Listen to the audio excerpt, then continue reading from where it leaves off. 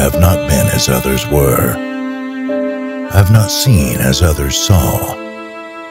I could not bring my passions from a common spring. From the same source, I have not taken my sorrow. I could not awaken my heart to joy at the same tone. And all I loved alone.